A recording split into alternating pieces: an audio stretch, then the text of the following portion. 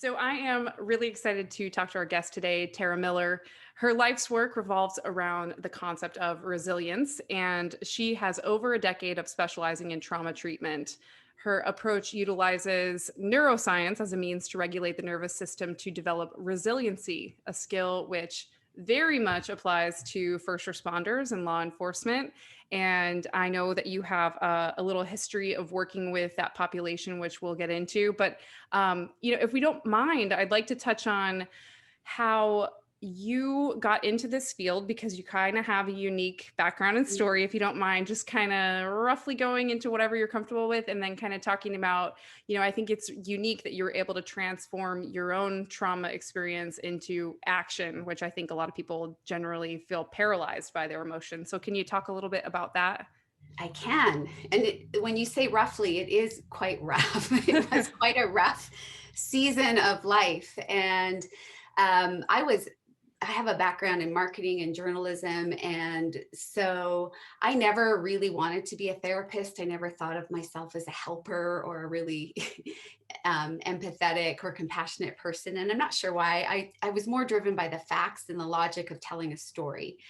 And then my life, as often we are students of our own life, my life kind of exploded into a lot of trauma happening in a very short window of time. So I had lived my life and I had had experiences like everyone else does that I had come through, I had worked through, I had overcome. Didn't really seem like a big deal. I kind of thought of myself as a strong, resilient person, but we all can have moments where that is tested, and then we question really how resilient we are, and we get to a place where we need new tools or we need help to really integrate that resiliency or expand it or grow from it. So for me, I had come out of a marriage to an alcoholic, and it was a very short marriage, thank goodness. And I had come out of that. And in that time, early on, as a single mom with a 1 and a 3-year-old, we started to experience some really challenging times. So there was definitely some income disruption. So we were dealing with not having enough money, having insecurity about our future. And then I had a car accident. And as a journalist that's predominantly right-handed, I couldn't sit at a computer and work anymore. I couldn't chop vegetables for my kids because of the injury at the time. And so I was working through the trauma of being hit in this car accident, and then followed another car accident within a few months after that. So as I'm recovering, I'm in this single mom mode. I'm trying to figure things out in my life with these two kind of babies in tow. And then my son gets very sick. And so he was in the hospital for 2 weeks. He and I were in there together. They thought he had early stage leukemia. They weren't sure what he had. It turned out he didn't, but there was that process of, it's not just my trauma, now it's my child's trauma, and not knowing if either of us were going to be okay. And then I developed a severe MRSA infection. So then I really didn't know if I was going to be okay. And then my daughter was off kind of being shuffled around with caregivers while we were in this process. So all of this is happening. I'm sick, I'm poor. I am definitely not feeling strong. And I was lucky enough during that time to see a massage therapist actually that said, I feel like your physical healing is being held by the traumatic impact of your experiences. And I know somebody that works in this way called self-regulation therapy that specializes in moving through this kind of trauma. So I hadn't seen a therapist before. I didn't understand. I thought, my mind should be strong enough, or my willpower should be strong enough to overcome and come through all these things. And it wasn't. I needed some help. So I recognized that I was definitely compromised beyond my ability to recover without getting some help. And I reached out and started the process of working through SRT, which it was good timing because then my ex-husband committed suicide. And then we had to deal with this process. So that was all within a year. It was 1 year of multiple, every couple of months, it seemed like it wasn't just baby trauma, it was massive earth shaking trauma for my life. And so what SRT did was really steady the ship for me by working with my nervous system and the survival mode that I was in, and not just talking about it. I didn't need to talk about the pain I was in. I needed to help. I needed someone to help my nervous system realize it wasn't being attacked regularly, coming back down to some kind of a center of health and baseline, so that I could make good decisions, move forward, regain my health, all of those things, be a good parent. So that's how I got into this. Was I got to the end of that year, realized how much it had helped me survive, and how I actually went into that post-traumatic growth space instead of the disorder space. And then went back to grad school at that point and got my master's in counseling and started doing this work with other people. So that was what happened in a very condensed period of time. And I lucked out in finding who I did that worked in this way. And then it led me down a completely different path. That's What an really incredible story. Yeah, and it's quite interesting to me because I always am thinking about how closely the brain and body are connected, and it does occur to me. I haven't actually heard of of the SRT, and I'd like you to kind of get into what that is. But the idea that sometimes just talking about it isn't necessarily addressing those things that are happening to you physiologically. And I know we go through that as officers. We have those fight or flight moments, and our hormones, all of the different things going on. And if that's not addressed, I'm not sure if just talking through it is really going to do much for us. I mean, that's just been my personal experience. Absolutely. And I think what we know from neuroscience is this concept of firing and wiring. So it's what fires up in the brain in an experience like trauma, and then it lays down neural pathways, they wire together. So what happens with the nervous system, which is the brain and the body connected, is that it is in constant flow. It's constantly responding on a survival basis, very first and foremost, to anything that's a real threat to our life, to initiate a response for survival. And then we're supposed to come back down to baseline. So really the thinking part of the brain doesn't come on until much later. It's really ignited by, there's something I need to do to survive. And what we've learned from neuroscience, and SRT is built on this and many other theories, is that the nervous system will respond in a survival mode, not just to what is a real threat, like a car accident or an intruder or something that's definitely obvious. It also responds in the same way. It fires up and ignites in the same way to a memory, to an imagined threat. So it's not just what's real, it's what's also imaginary and what's also remembered. So the talking piece of it with traditional talk therapy is, as you're speaking about something, the same centers in your brain are lighting up as when it actually happened. So you're firing it up and then you're wiring it tighter. And then every time you tell the story, fire, wire, fire, wire. And then you have this deep groove that is easy for the brain to use because it's so now familiar with this habit of talking, experiencing trauma, having a flood of all of the survival chemicals that come up in your system, and then trying to come back down to baseline. And what happens often is you go through that cycle so many times of talking, remembering, experiencing, that you can get stuck in fight or flight. And that compromises your body's ability to heal, your mind's ability to have rest and health, your hormones, your immune function. All of that gets taxed when you're stuck in fight or flight and not able to come out of it. So talk therapy can actually prolong that state in your nervous system. How does this approach reconcile at all, if at all, with the traditional talk therapy? Because you hear so much in terms of wellness, the need to vocalize your trauma and not repress it and that kind of thing. And again, I'm super ignorant in terms of the treatment aspects aside from just the traditional sort of therapy route. So is there a place where both are appropriate? So in an SRT session, we're still talking, but we're using content very strategically, because what we know is that the brain will go to a negative bias. It'll go to the worst first. And so it's not helpful for people to have a list of every trauma they've ever been through, come into therapy, and then talk through in a linear storytelling way all of the horrors of their life. They feel cathartic in the moment. They feel like, they feel exhausted, but also like, I've got it all out. We're born storytellers. We kind of evolved that way, where the story helped give information to be safe and protective. And now we do it just instinctively because it gives us a sense of connection, of community, of not being alone. The problem is that if we leave it there, we're connected by our wounds and not by our strengths. So what SRT will do is say, we know this part of the brain that's kind of holding you in a stuck pattern is that fight or flight, that primal center.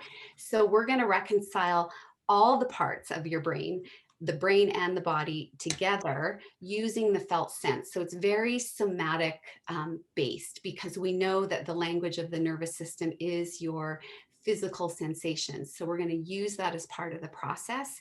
When we're talking about trauma, we're not going start to finish either, because there's no internal resources. It's just upset and overwhelm. And the nervous system can't heal in the same state it was injured in. So we use the story, but we manipulate it a little bit. We'll start at the end. When did you know you survived? Because then they can go, and they'll tell you one moment of when they survived. Their entire nervous system shifts. You see a parasympathetic initiation, that going into like a let down or a let go. So we want to start them in a place where they're not activated and all ready to go into fight or flight and, leap over the couch at you. They're in a state of feeling supported and resourced, and it gives the brain an endpoint. It's over. Because what happens with trauma, we remember it like other animals don't. We remember it over and over again, and it never feels over. So in session, when we work with trauma, we want to start at the end, remind the nervous system it's actually over, give it an endpoint.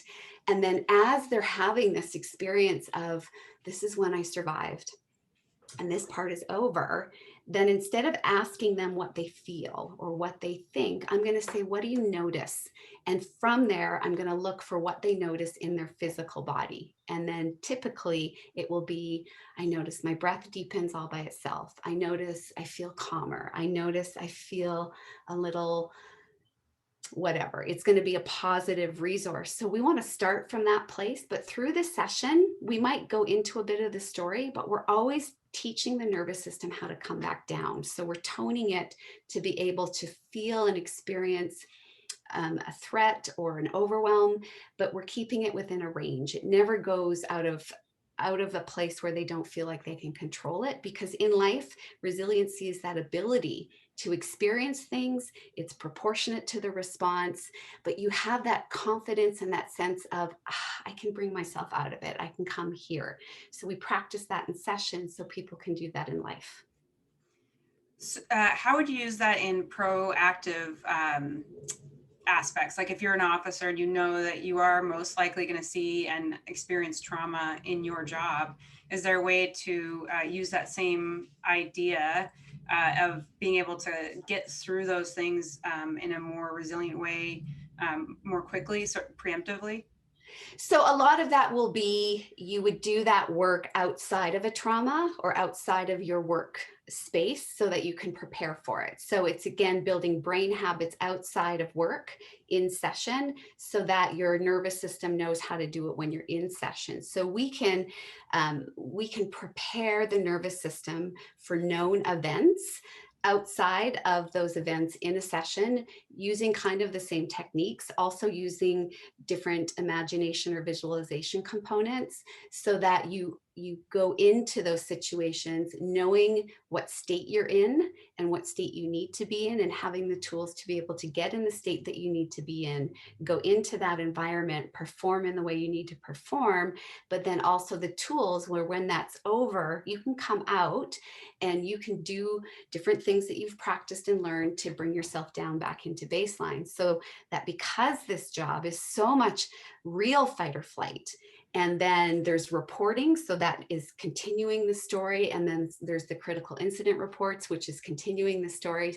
There has to be room at the end of a day for tools and techniques to come out of that and compartmentalize it somewhere else so that your nervous system doesn't keep cooking it until the next shift. You know, you bring up so many great points about why first responders and specifically law enforcement, they tend to relive those things over and over again. And Yeah. not only just in that reporting aspect, but when, if one of us are debriefing with another officer later, like, holy shit, can you believe X, Y, and Z happened? And then I'm also sort of secondhand giving that trauma to someone else, especially if it's something like really significant. And then I think about, sort of anecdotally, I got a call to do a defense interview for a case where I was actually a victim of a crime while on duty, and it brought up. It happened over a year ago, a year and a half ago, and it brought up all of these emotions, having Yeah. to go through that again. And I had basically just kind of pushed it out of my mind, and then I rethought about it, and I thought, my God, like this was just so scary at the time or whatever. And so, I'm curious, I know that you have worked with our population, and, if you don't mind highlighting, kind of building on what you were just talking about, some of the unique aspects to working with LEO. And I think some of it, just to kind of lead in, is we have we have significant incidents, which you alluded to, but then we sort of have that cumulative trauma. And I know Mhm. those probably have a differing effect. So if you don't mind diving into a little bit of that. Sure. So when we talk about the nervous system, when we talk about people's experience of trauma, we often think of it one incident at a time, but you're right, there's the cumulative nature of it. But the nervous system is like an empty cup. So when we're born, it's not even empty, but we're all born with a different kind of size and shape, baseline resiliency. And we know that activation and that cup filling up really starts second trimester in utero with what's happening with the mom. So we can come into the world with a cup that's already significantly filling or full. And events of life happen over time and the cup fills. We often can manage life really well, even with a full cup, especially if we were born with this. And often first responders have they have a big container. There's a lot of room in there.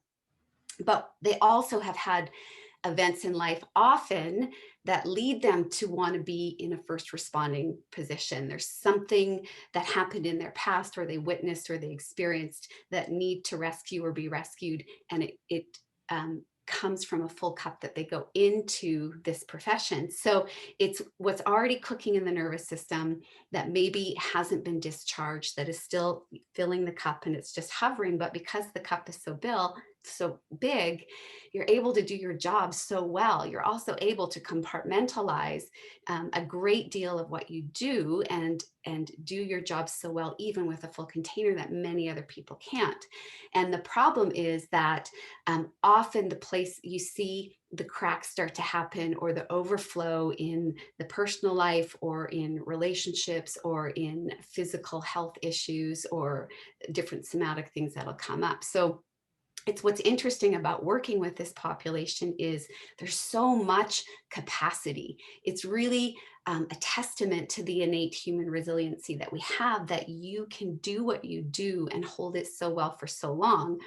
But there is a price tag for that. And you're right, it's not just, it's what was in the system before. And what we know about how people recover from trauma is it's not the event. It's not how big the event that you've been through is necessarily. It's what was already in your nervous system at the time. So you have the triggers that we all have coming in from childhood, and then you have repeated trauma in your position.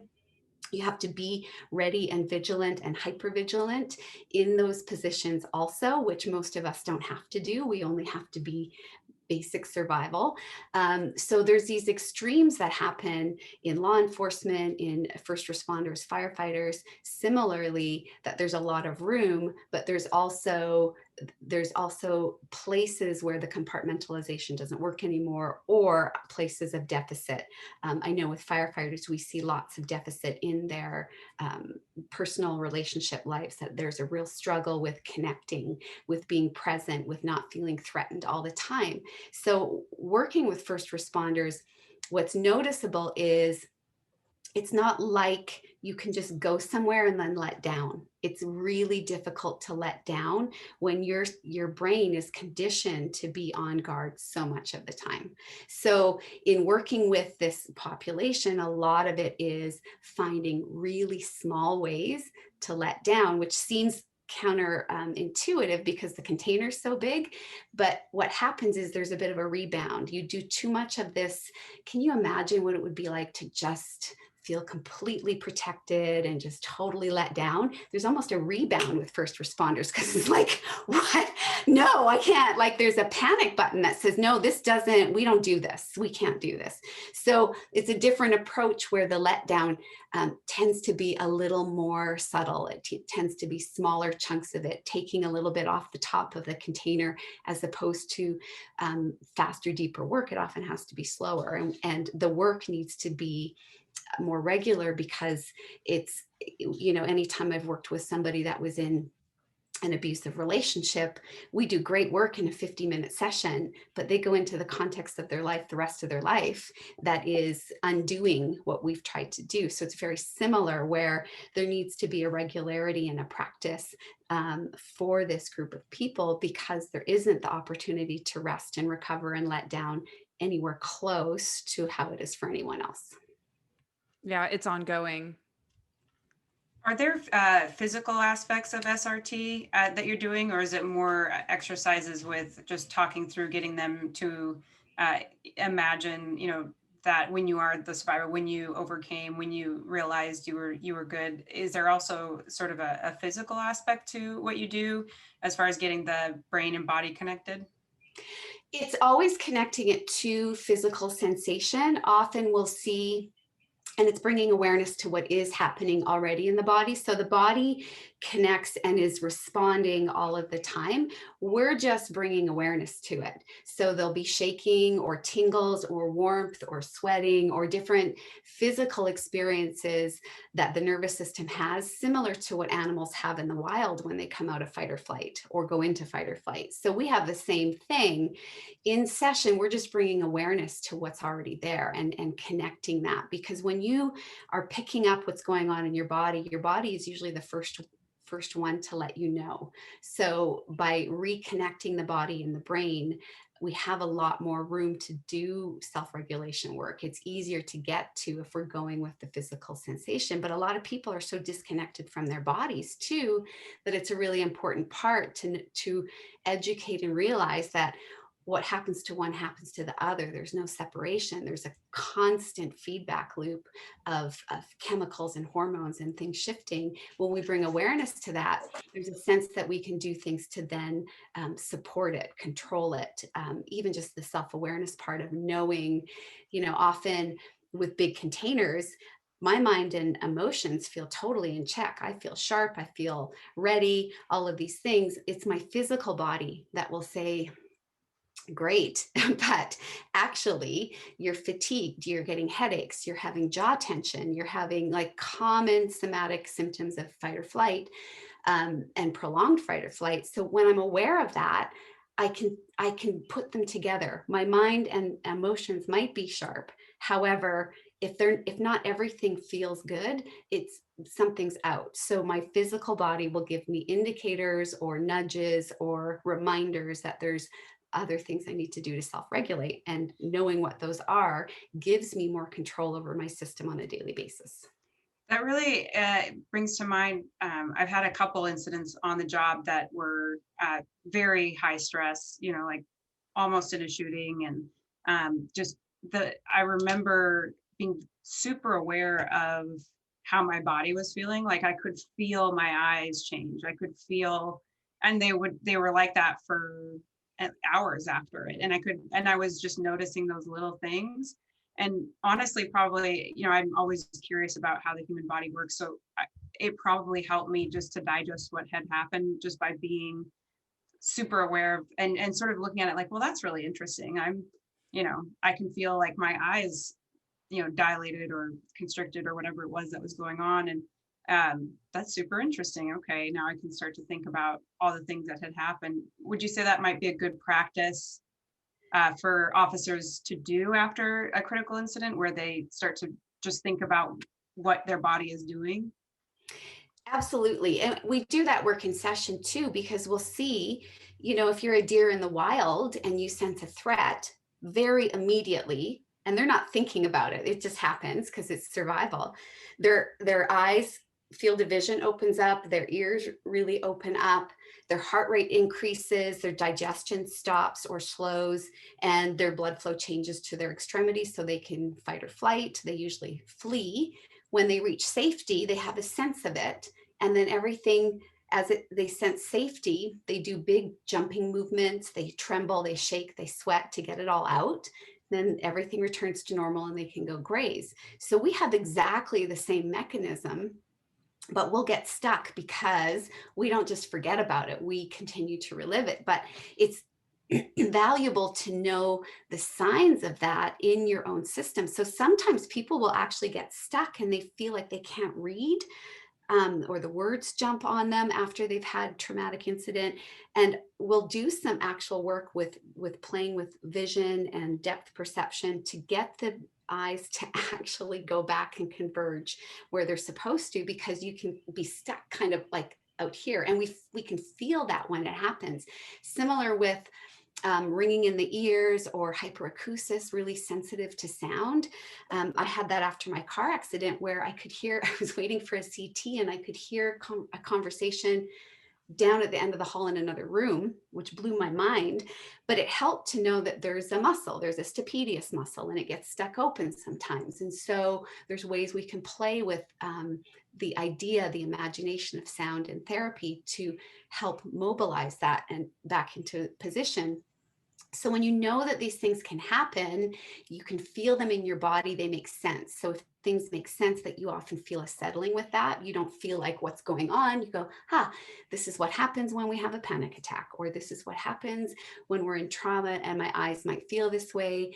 And you can imagine things returning to normal. You can imagine, like an animal, how things kind of come back into that different mode. And that does help in the moment, and it helps your system recover wherever you are, especially if you're moving from one trauma to another, because you've had an incident, you have to recover, and then you have to go back, you have to go to the next thing. So the awareness of what's happening physically as far as a fight or flight response, really helpful. Because you can help support your system to come out of it. And you don't feel so freaked out if you understand this is just part of what my animal body's doing. It reminds me of something I heard on another podcast. And Lexi, I don't think you and I have talked about it, but stop me if we had. But essentially, when you have these physiological responses to stress and you have this heightened sense of awareness, in your mind, when you're on your way to the call, you're building all these scenarios up, all these possibilities. And then when, you get to the scene, oftentimes you can control the scene. Everything goes a lot smoother than maybe you anticipated, but you're still filled with this adrenaline and you're filled with this, you're spinning. And what was advised by this person, I wish I could remember who it is, and maybe it's common practice for someone in your field, but was to, it made me think of those deer jumping in a field, which is you've primed your body for activity. And so, this person was saying, hey, if you've got a gym at your precinct and you have a few minutes, go in there, get out some energy, do a few pull-ups, that kind of thing, sit down, center yourself and that kind of thing. So allow your body to kind of release some of those stress hormones or whatever's going on, the adrenaline, to kind of mimic, okay, getting back to that regulated state. Does that make sense to you, Tara? Yeah. And you can do, like in session, we wouldn't do that because we're just sitting. Yeah. So it does help. I mean, the fastest way to change your state is to do something physical. Tony Robbins will jump into, if he feels depressed, he'll jump into an ice bath because it jolts you out of it. That's not going to be supportive kind of long term. If you need to quickly get in and out of state, you can do things like that. And physical motion does help. In session, their legs might feel jumpy. They might feel like they want to run. So when I do ask that question, what do you notice? And they tell me that, we'll play that out as if they were an animal versus a human. Because if we just think about visualizing ourselves as humans in fight or flight, we hold back so much because of like legal reasons. And, even in our imagination, our conscience kind of inhibits. We don't get the full expression because we have a human conscience. So if you think of yourself as an animal, what would be the perfect animal? How would that animal run? If you imagine it, your brain and your nervous system will connect as if it's actually happening. So what you can't do in the physical mode, and sometimes it's not even helpful in the physical mode, sometimes it's actually preferable to do it in imagination. Where would be the best place you could run? How fast would you run? What would be the rhythm of you running? How would you know when you were done running? So again, it's always bringing it to the end, because we're really good at keeping things cooked. We could say, oh, I would run and it would feel great, and then I would just keep running. But you want to get to that place of, as an animal or as yourself, what would be the end? When would I know I was done running? And then what would my nervous system do? Picturing an animal coming out of fight or flight, like you said, super supportive, because then we will mirror it in our own nervous system as they slow down. And we slow the process down because trauma happens quickly. We want to recover by using this process and using these tools and slow down time to give it more recovery, to give it more time to imprint. Otherwise, we can just get caught up in cycles, even when they're resourcing, when they're helpful. We can get caught up in the speed of it, which is what, when we've had so much trauma, we're addicted to the speed of it. And we think if we get to the end of it faster, it's going to be done faster.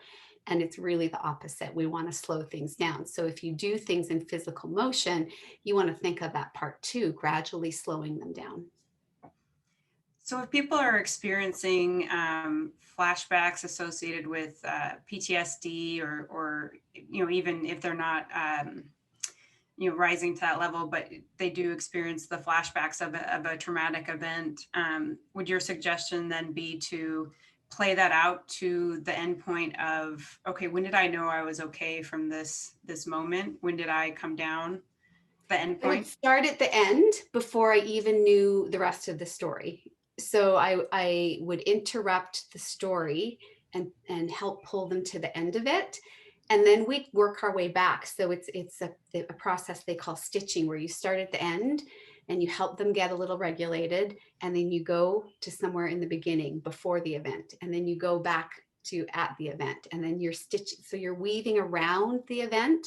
And over time, when you do get to the actual event, you renegotiate it, because memory is so easy to mold. And so when you get to that point of you've done some stitching, the nervous system is able to kind of remember that it can resource and regulate through the entire traumatic incident. You get to the moment of trauma, we're going to slow it right down, and we're going to bring in missing resources, hitting the pause button, shrinking the person down, making ourselves bigger, creating more protection around us, layers of protection. We're going to bring in imaginary resources, because the nervous system doesn't care if it's real or imaginary. And we're going to renegotiate the trauma completely so it lays down as you're experiencing it in your memory differently. And so when we're working with flashbacks are the same thing happening over and over again. You remember the same flash of it. So when we're working with PTSD and flashbacks,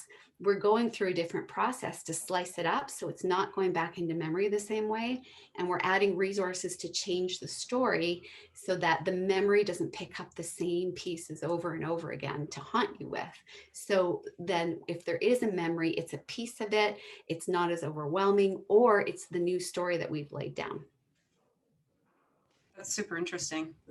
Yeah, Tara, I've heard you speak specifically about that, and that was one of the things that really piqued my interest, in your work, because it seemed so.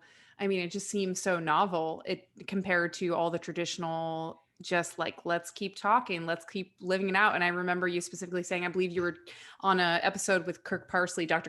Kirk Parsley, and talking about that. And I just thought, man, this is really fascinating. And so I imagine that this type of protocol worked for you, and that's essentially Yeah. how you became an advocate for it. Is that correct?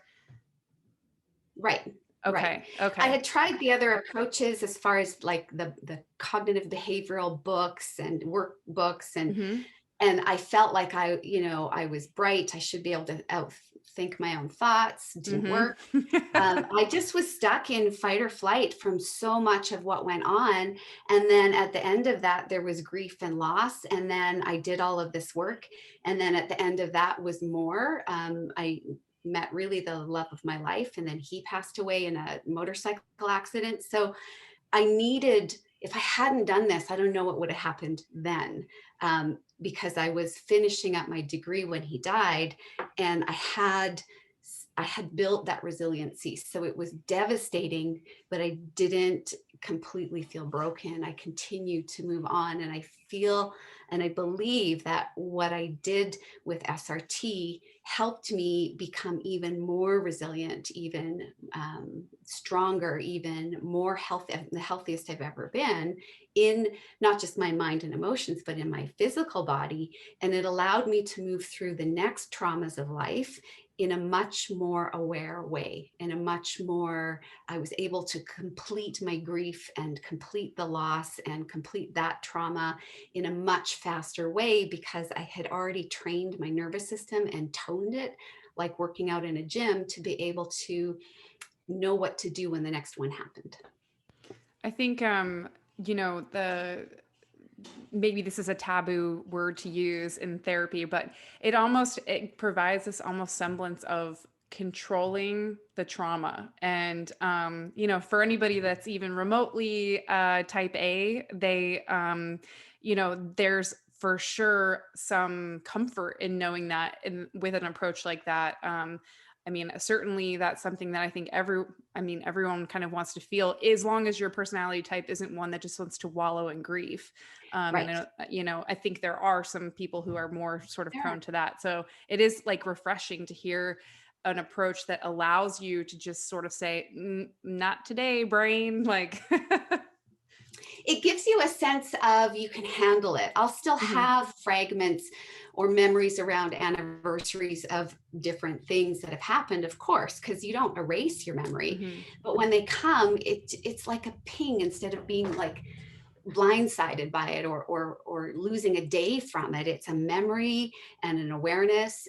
But then there's just so much confidence that comes from this approach, because you've learned how to control your response without trying to like control your overthinking or without trying to control your emotions. It's really, you've learned how to control your entire nervous system, which trumps everything else. So naturally, your thoughts are more regulated. Naturally, your emotions are more proportional. You're less reactive. You do go forward after this work feeling, I'm really in control. I really feel like no matter what happens, I can get through this. I can move forward. I can retain health and wellness, because of this work. It lays such a great foundation that you can continuously build upon. So I'm thinking a little bit about how this all could relate to some prolonged traumatic events. So I'm thinking about like somebody in the military that has to do, hours long um, movements where they could be experiencing life or death scenarios, and not sure, or even some of the stuff we went through last summer where we're completely surrounded by people for hours and burning buildings, and you're just not quite sure how it's going to end up.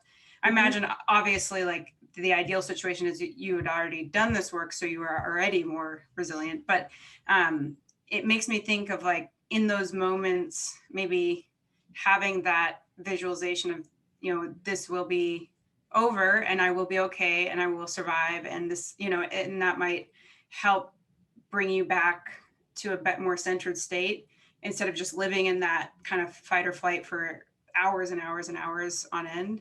Would you say it's probably accurate or? Yes, absolutely. And a lot of people resist that idea at first because they think, if I imagine the end, if I imagine the optimal outcome of how this is going to go in the best case scenario, I won't be ready if something happens.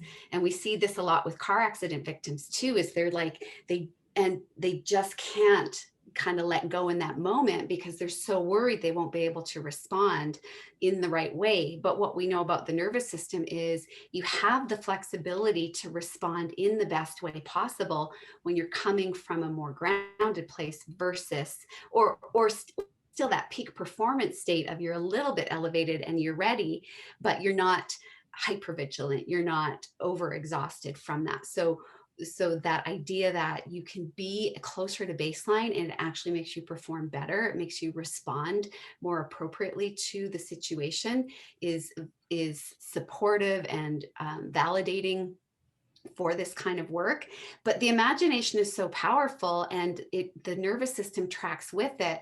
Anytime you're in a situation that feels like prolonged negativity or prolonged suffering, or you can't really see an outcome of it, you do, instead of just wanting to regulate in the moment, you want to play with time a bit. You can, again, knowing the nervous system responds past, present, future, real or imaginary, why not play with it to get your system in a more optimized state? So in those kind of circumstances, pulling yourself out and thinking, what will it be like when this is over? When will I know that this is starting to end or come to a closure or come to a place of when I'm back to feeling protected and relaxed, or I'm back to a different environment? You can pull yourself into a different city, a different, like your favorite place where you feel the calmest, the most relaxed. You can play with different points in the future of when you're not in this moment to help get you into a state that's going to be more optimal for the moment. And often that's going to be a place where, when I'm back at the station, when I'm back home for the night, there's going to be a moment where if you can think about it in detail, you'll notice your nervous system start to go down a little bit. You'll downregulate enough. And when you do this work more, you have that appreciation for, I need to be a little more fired up. No, I need to be a little more downregulated. I need to kind of play with the state that I need to be in. So that knowledge of what state am I in and what state do I need to be in, and then being able to use your mind or your body to get yourself into the right place gives you a better percentage for maneuvering through that trauma and responding appropriately, but also having less traumatic impact because of it. So Tara, I'm currently assigned to our department's wellness unit. So I'm very privy to a lot of the very in vogue wellness things that are out and about right now, especially in the law enforcement world. I think, mental, what's the term I'm looking for? It's not meditation, mindfulness, Mindfulness is a big yeah. thing. Mindfulness practices and things like that are becoming much more, I think, widely used and accepted, and stigmas are going away and all that stuff. But we are, we hear two terms in a lot of these kind of online forums that are being provided for law enforcement. And those two terms are administrative betrayal and what was the other one? Moral injury. And I know those, they may be kind of new terms to you, but they're terms that are sort of being circulated right now to express a lot of what the I guess what you would say, the non-tangible traumas that have occurred, non-physical, and those types of things. I don't know if you can categorize them as traumas. You're the specialist, but they are one of the things I would say that is the most detrimental to people's mental health right now in our line of work. And I don't know if you have any advice or, if you tackle those any differently. But I know that those are things that are big issues. Just the administrative betrayal is just kind of a fancy word for, the politics of everything that's going on. And then obviously that moral injury, people became police officers because they wanted to do a good thing. And now their morals are being questioned, that kind of thing. So do you have any kind of insight into that? Well, anything that overwhelms the nervous system is trauma. Sure. So that would definitely be in that category, especially because it's pervasive and it's that chronic. There's a chronicity to it, especially right now, and it inhibits your ability to kind of do everything else that you need to do because now it's a complication to, as if there wasn't enough of the sympathetic arousal and then the parasympathetic and going through that all day long. Now there's an emotional component. Now there's a violation to trust. There's a question of integrity. All of those things, as I say them, they make me feel activated. I can feel my chest getting tighter. I can feel myself getting worked up, because so it's I'm going into fight or flight because it's offensive to me. So if that's part of your workplace, you have a bunch of dysregulated leaders. Probably you have a lot of dysregulation as far as nervous systems are contagious. So people bouncing off of each other that are not necessarily bouncing off of a regulated nervous system. So it's this pressure cooker on top of all of the things. Context matters. So it's going to complicate and make things challenging. And the way we'd work with it would be very similar. What do you notice as you tell me about this? And you would say, well, my chest gets tight and I feel like I'm getting ready to do something. So we would work that through and bring it to what would be optimal. What would be the optimal outcome? What would be a resource we could add, or a person or an advocate, or a perfect world scenario? It doesn't change reality, but it helps your nervous system experience a different reality for a moment. So it allows you to continue in that environment because you're just getting a moment of a break. Even if you've made it up, the nervous system doesn't care. So we want to give it as much of that as possible. Sometimes that leads to people being really creative in problem solving and contributing to making things better also. But mostly we're concerned with, how can we give you longevity and health in your career and in your personal life and in the rest of your life?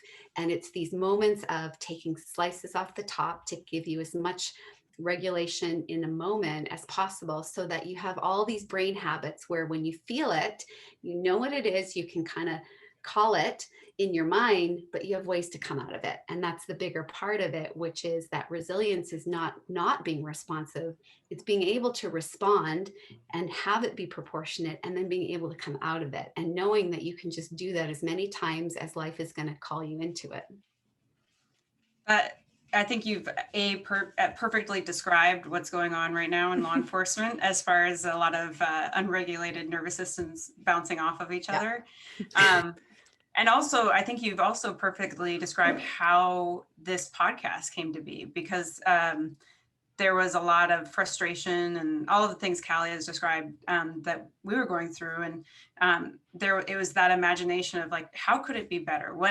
And I love what you said, is it can lead to creativity. You start to let your mind wander, and you start to think about, well, it could be better in this way and that way. And I also think that gives you more control, because you start to think about those creative outcomes, and then you say, well, why am I going to wait for somebody else to do that? I can do that, So I love that. And I think if more people did it, we'd probably see more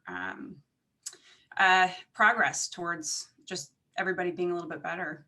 Yeah, very, very well put, Tara. And I echo Lexi's sentiments that it's just, you perfectly described it. And it can be such a volatile thing. I think people in leadership position, formal leadership positions, they have a huge impact. I don't think that they realize oftentimes, if their central nervous system is not one of resilience, just how that can affect others. You can sense that in someone, and not just during the trying times where that state of awareness is really heightened, but even just in the baseline times. And so that's one thing Lexi and I really harp on is like, Lexi is a leader to me. She's someone that I look up to. I'm not waiting for other people in our chain necessarily to be those people. If they are, great, but I think that I think Lexi and I are just trying to sniff out people who do have that resilient CNS and really gravitate towards them. And like I said, if they're formal leaders, then obviously, they did something right, like great. But if they're not, that doesn't matter to us, so that's really huge. So thanks for pointing those things out. Lexi, what else? Anything? There are so many things. So if people in our area are not able to find somebody who practices the SRT, are there resources they can find online, or are there practices they can do in their own life, books, anything like that they can look into? So there's not a lot of SRT in the States yet. There are some. There's lots up here in Canada because it was developed from the Canadian Foundation for Trauma Research and Education. So it's based up here and it's slowly coming down there. And what I love about when it's post-pandemic is they'll be able to do more training so that more therapists can work in this way. One that's very similar, it's that we use a lot of similar techniques with would be somatic experiencing, which is more available in the States. Peter Levine developed it. So any of Peter Levine's books on trauma are really helpful to understand what's happening in your own nervous system. Online, you can look up self-regulation therapy. I wrote a book during the pandemic, so maybe next year that I'll be able to offer a book as well. Hey. Yeah, so it seemed like a good time to do it. Oh yeah. You're way more productive than we were. Oh, it was in the first part of the pandemic. It certainly has not been in this last 6 months. Well, that's fantastic. So I wanted to kind of close out with just like a couple of personal questions, and these don't have anything to do with law enforcement. It's just my own curiosity. But so first, when you are working with people, do you and you're hearing about their traumas and that kind of thing, how do you protect yourself from kind of taking that on? The same way, the same techniques and that kind of thing, or do you have or do you take it on? I think the fact that I'm a very logical person, sort of data driven first, empathy second, helps. I think it's been protective because I can bring the empathy in when it's needed and it's very sincere and connected. But I also have that science piece where I don't want to get into the weeds with anybody. I don't want to get into the soup of despair. I'm here to have an outcome. I'm here to work and to get this nervous system into a place of health, to bring it not into just like we're finished talking about your trauma, but can you go into your life and experience joy and moving kind of beyond just what trauma therapy or any kind of therapy is about. So when I'm there, I'm very mindful of where we're going, that there's an end to even this process, that there's an outcome that I'm working towards. That's very logical for me and very purpose driven. And that keeps me in a bit of a stoic space until, like, because I'm very attuned to the nervous system, I don't get lost in the emotion of it. So that part helps. I also do the same visualizations, like imagining I'm protected by a massive bubble and energy that is not going to be helpful or supportive, doesn't really come through the walls. Or, I mean, there's a range of visualizations that we can use to kind of have protection. I also really believe in transition experiences. So going to work, or because I'm home, coming into my home office, I leave things at the door. I'll do something physical to get myself in the right state. I do lots of squats in here or something just to like have a ritual that gets me into, this is the mode I'm in right now. And then when I leave, I'll create something else that is about leaving that day, shutting a door, imagining things have a barricade and moving forward and thinking about, and I use a lot of exercises as those transition moments because they help me get into state. They also help me shake things off. So I build into my schedule things that I know are going to be resourceful for me, like multiple forms of movement or I'll do smudging or oils, or like, not that they do anything necessarily, maybe they do, but for me, it's a scent will trigger a transition for me, or being able to switch modes, because I still have to come home and be a parent and live my own life. So the power of ritual and being mindful of transition when I'm going and when I'm coming back, that I do something that works for me to switch my state out.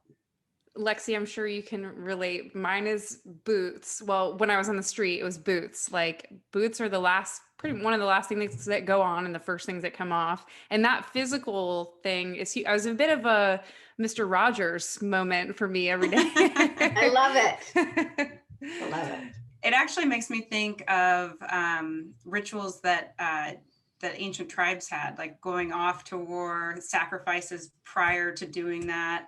when they come back, the celebration or whatever they would do, that's really a ritual that denotes a start and a And finish. yeah. Yeah. And I think that's probably something that we are missing in modern society, is those rituals that really give us that clear beginning and end to something like that. So yeah, we don't have the budget for that for sure to every day. yeah, I don't know how our department would feel about animal sacrifices. No, definitely not. No, but I think that's great. Well, Tara, I just want to say, the second one was kind of a question, but I'm going to change it a little bit to just a comment. But I'm incredibly impressed with what you do. I think, I aspire to have the kind of, just I love the fact that you've been able to maintain your empathetic side and also, have this, I can tell you're very type A. You're very, like you said, data, science driven. I love your use of neuroscience. And to me, that is just something that I want to be able to incorporate in my life, because I don't like when I feel like my emotions are out of control, like something has affected me to my core and changed, who I am. It's okay to sort of evolve through a process, but that makes me feel extremely helpless. And so, I can't say enough. Like, I think you're just doing incredible work. And if the book comes out in the short time or in the near future, I can't wait to read it, because it really is inspiring. Thank you. And I mean, knowing yourself is knowing yourself, and then knowing what's me and what's not me is really helpful to have that sense of control. I didn't go and do a lot of practice work during the pandemic, even though there was a high need, because I was also going through a pandemic with kids that needed me to be a certain level of solid, controlled, centered reliability. And I wasn't prepared to compromise that. So I took a step back during the pandemic, because it's important to know when you need breaks. I knew that my empathy could be compromised and I could get irritated and not do good work. And that wasn't acceptable to me. So I pivoted to write the book instead, because maybe I could help one to many better than I could do one to one, especially with 10 years of really just working with people through some of the most horrible things I've ever heard of. I needed the break. This was a time where it was like, I don't want to push through this. This is not going to be good for me to push through this. I can pick this work up anytime. I can help people by being on podcasts, by sharing, by doing workshops and lectures that I've been doing, by writing a book.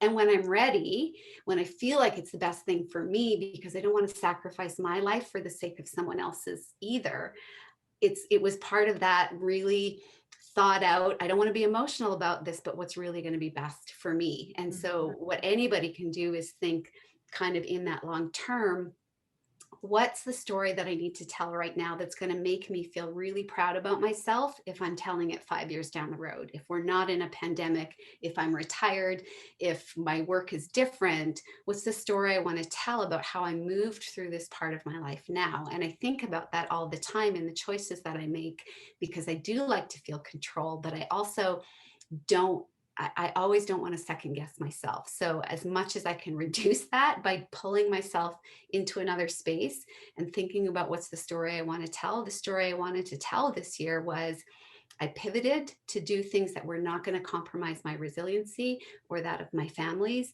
And that will make me proud to tell the story. Even though there was that sense of obligation that, well, I should be doing the work because there's a need. It wasn't the most important need for the most important people. So I adjusted. That's fantastic. I needed to hear that. So thank you. Well, Lexi, anything else? Oh, that's great. I really like, I think naturally I'm probably aligned with your personality of having that very logical sense. And I think naturally I try to do a lot of the things that your work suggests.